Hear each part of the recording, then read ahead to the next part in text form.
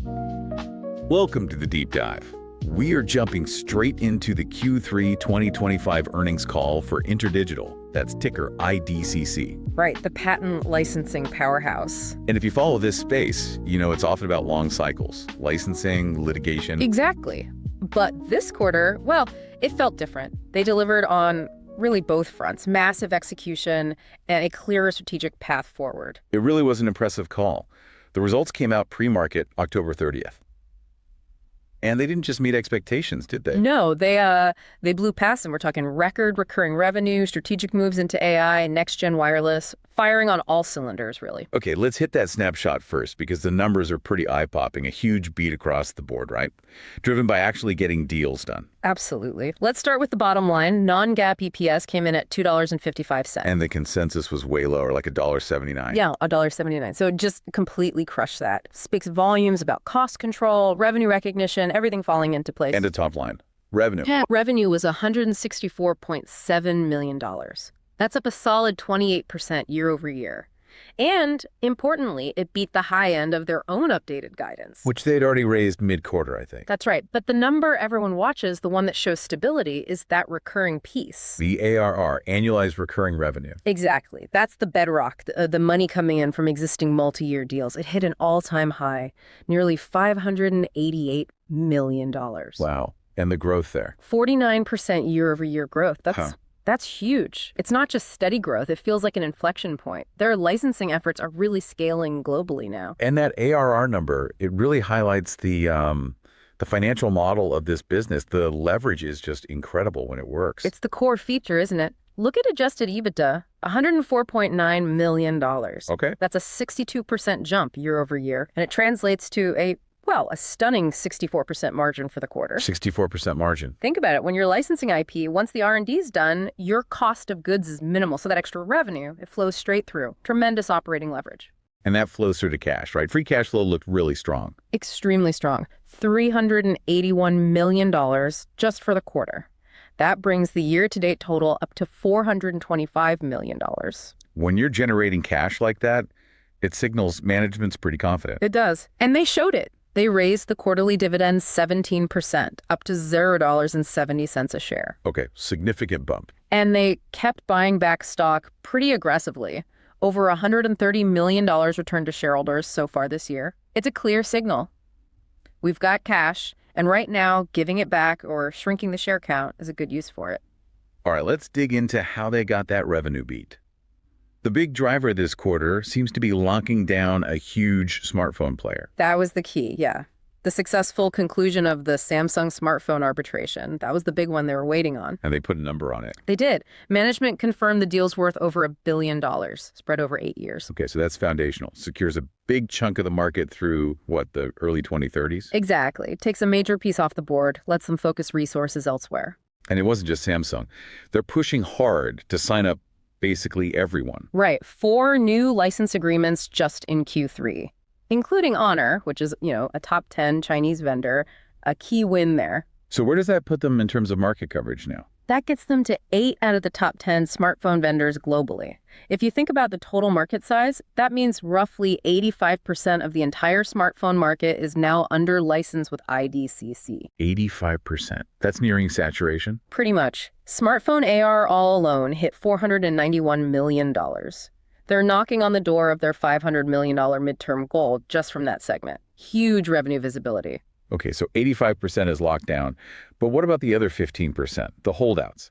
Maintaining that kind of coverage requires, enforcement. It's the other side of the coin in this business, absolutely. You have to enforce your rights to keep things level. You can't let unlicensed players undercut the ones paying royalties. So who are they going after now? The biggest one left, Tencent. They've kicked off multi-jurisdictional patent litigation against them. Multi-jurisdictional filing cases strategically in different key places. They mentioned the UPC, that's the new Unified Patent Court in Europe, which is powerful.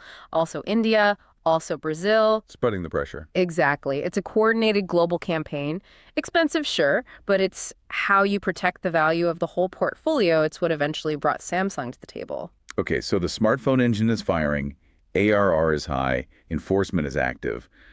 Where does the focus shift now? Management seemed pretty clear about pivoting towards the next decade, particularly around AI and video. This is where it gets really interesting, I think. Moving beyond just defending existing patents, they announced the acquisition of DeepRender. DeepRender, an AI startup. Yeah, specializing in AI native video compression. This is critical because, video is what, like 80% of internet traffic now? Well, And it's still growing like crazy. but we have video standards already, right? HEVC, Yeah. VVC, InterDigital leads in those. They do lead in those current ones. But AI changes the game. DeepRender's tech uses machine learning right from the start to compress video way more efficiently than the older algorithms. Okay. So this acquisition. It fast-tracks their research, puts them in pole position for the next generation of video standards, and crucially, it opens up new licensing avenues. Think streaming services, different kinds of consumer devices, not just phones. Diversification. And they're doing something similar with wireless, positioning for 6G. Very much so. They highlighted that one of their top wireless engineers got reelected to lead a key group within 3GPP. And 3GPP, for listeners, that's the body that sets the global standards for cellular tech. 4G, 5G. And now 6G. Having that internal leadership role is invaluable. It gives them insight, influence, ensures their foundational IP gets baked into 6G right as it's being developed for, the expected 2030 rollout. That inside track is key. And it's not just standards bodies, they're even working with governments now. Yeah, they landed a contract with the National Spectrum Consortium. They're partnering with the U.S. government on research into managing spectrum, radio frequencies for both civilian and military use. Interesting. So it validates their core tech beyond just phones and TVs. Exactly. Shows they can solve really complex, fundamental technical problems, even for national security priorities. Let's look at where that diversification is already paying off. You mentioned consumer electronics, CE, and IoT. Yes, the non-handset ARR. That hit $97 million in Q3. Another all-time high. This is crucial for them, reducing that dependency on the ups and downs of the phone market. Any specific examples they gave? Yeah, they mentioned signing a new license deal with an EV charging company. Okay, that's a good example. Yeah. Shows how their tech applies broadly. Cars, smart homes, industrial stuff. Right. And management thinks they can more than double that CE and IoT ARR by 2030. So they clearly see it as a major growth pillar, not just a side business. Okay, speaking of non-handset, let's talk video enforcement. The big one seems to be Disney. How's that shaping out? That's definitely a major test case for their video portfolio. And they got a significant win recently in Brazil. A court there granted InterDigital a preliminary injunction against Disney. An injunction. What does that mean practically? It means the court agreed, at least preliminarily, with an independent expert who found Disney's streaming platforms were infringing InterDigital's video encoding patents.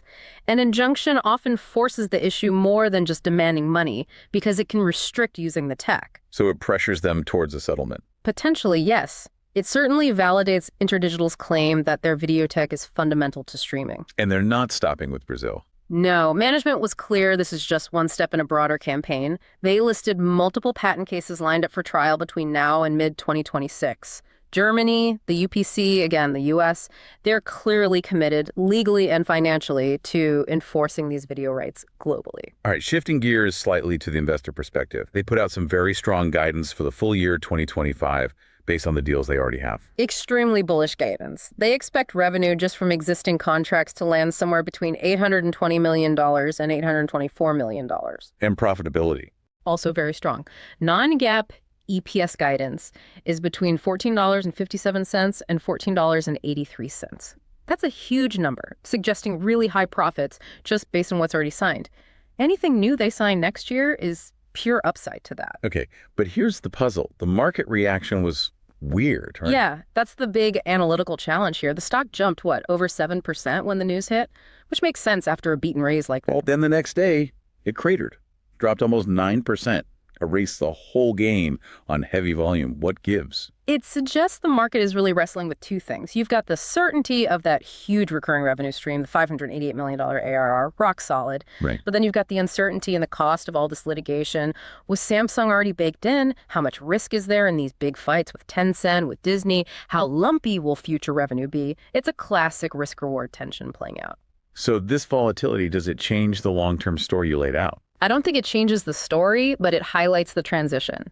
InterDigital is deliberately shifting its risk, moving away from relying so heavily on those big, unpredictable catch-up payments from handset makers. Which was a concentration risk. Exactly. Towards a much more diversified platform, driven by this AI native video, the CEIoT growth, the 6G positioning. The whole point is to make ARR more stable, less lumpy quarter to quarter, and provide growth beyond just 5G phones running their course. All right, let's pivot to our This Is Not Financial Advice segment. All right. Given that massive Q3 beat, the incredible 64% margin, but also that weird post-earnings stock volatility, our thesis is pretty straightforward. Which is? The market seems overly focused on the litigation uncertainty right now, maybe overlooking just how strong the core operation and cash generation are. Okay, makes sense. So what's the outrageous but plausible trade idea for IDCC? You want to play that floor against the lawsuit volatility? Exactly. We're pitching a long position, but funded using an exotic options structure.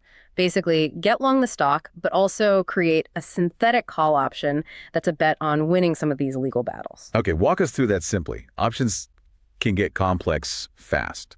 Okay, simple version. First, you buy some shares outright, small amount, your core holding.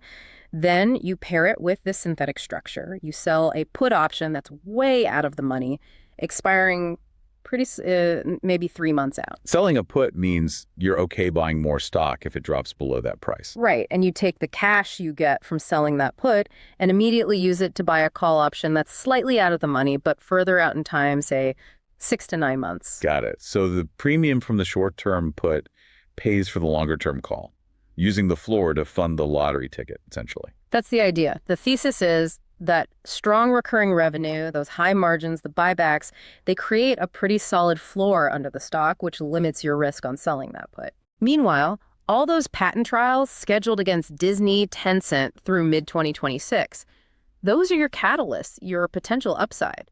If they get a significant win in court, that longer-dated call option could really pop. Non-linear upside. Exactly. It provides that potential for a big return, way more than the initial cost if one of these big enforcement campaigns pays off.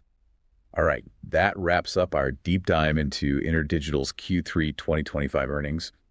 Definitely an operational home run, coupled with a pretty bold strategic shift. Yeah, the key takeaways are clear. Record ARR approaching $600 million, coverage of 85% of the smartphone market now, incredible margin leverage, and that very deliberate focus on AI video and 6G for future growth. The transition plan is definitely in motion. So here's a final provocative thought for you to chew on. We know AI video traffic is just exploding, dominating the internet. Could the future licensing dollars from deep render and these new AI-native video standards actually end up being bigger than what they've made from the entire 5G handset cycle? That's the multi-billion-dollar question, isn't it? That's the scale of the bet they're making. Something to think about. Thanks for joining us on the deep dive.